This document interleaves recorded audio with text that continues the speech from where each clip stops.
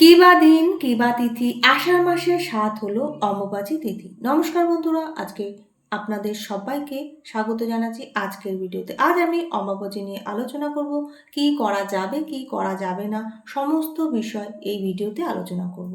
আপনারা অবশ্যই কমেন্টে জয় মা কামাখ্যা দেবীর জয় লিখতে ভুলবেন না।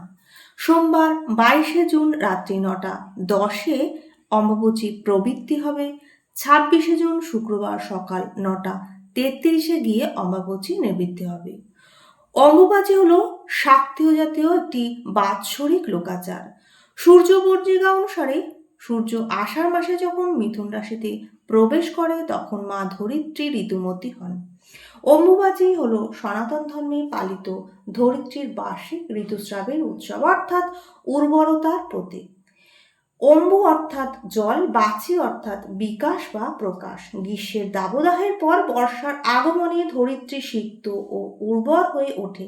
এই সময় নারী শক্তির প্রজনন ক্ষমতাও যেমন বাড়ে, তেমনি নতুন জীবনের সৃষ্টির প্রতীক হিসেবেও মানা হয়ে থাকে। এই সময় প্রচুর বৃষ্টিপাত হয় এবং ধরিত্রী উর্বরতা লাভ করে। তাই এই ৩ দিন কৃষিকাজ করা বন্ধ রাখা হয়।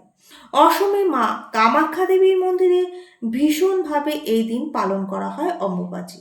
অসমে কামরূপে শ্রী শ্রী মা কামাখ্যা দেবীর মন্দিরে কামাখ্যা মাতার মহাপুজো, মহামেলা অনুষ্ঠান হয়। এছাড়া বঙ্গে যে রয়েছে সেখানে জলপাইগুড়ি জেলার কুমারগ্রাম থানা কামাখ্যাপুরি গ্রামে এবং নদিয়া জেলার নাকাশীপাড়া থানা নাঙ্গালা গ্রামে এবং হুগলি জেলার শেওড়াফুলি গ্রামে নিস্তারিণী মাতার মন্দিরে এই অম্বুবাচী উপলক্ষে বড় পুজো এবং মেলা হয়ে থাকে। এই ৪ দিন যে ভগবতের বিধান রয়েছে সেইভাবে আপনি পুজো করবেন। এই বছর ২৪শে জুন গঙ্গা দশেরা পড়েছে আর ২৬শে জুন পড়েছে পাণ্ডব একাদশী।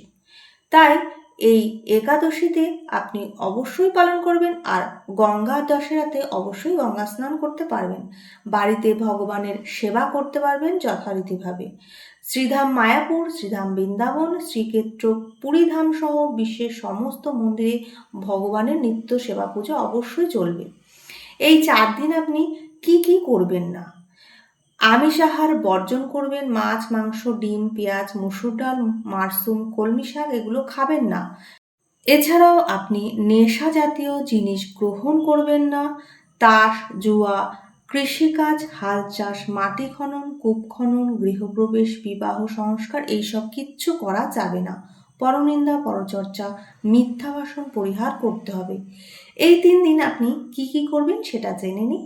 ভগবানকে ভোগ নিবেদন করে সেই মহাপ্রসাদ আপনি গ্রহণ করতে পারবেন। ২৪শে জুন যেহেতু গঙ্গা দশেরা, সেদিন অন্ততপক্ষে ৩ বার গঙ্গা গঙ্গা গঙ্গা বলে আপনি বাড়িতেই স্নান করতে পারবেন। ২৬শে জুন অবশ্যই এই পাণ্ডব একাদশী পালন করবেন।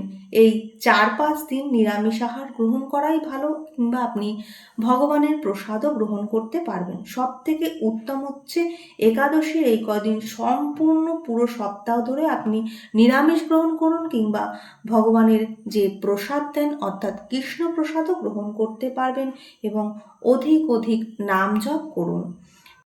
তো ভিডিওটি এখানেই শেষ করলাম। ভালো লাগলে অবশ্যই কমেন্টের মাধ্যমে জানাবেন। আপনারা সবাই ভালো থাকবেন, সুস্থ থাকবেন। আবার আসবো নতুন ভিডিওর সাথে। নমস্কার।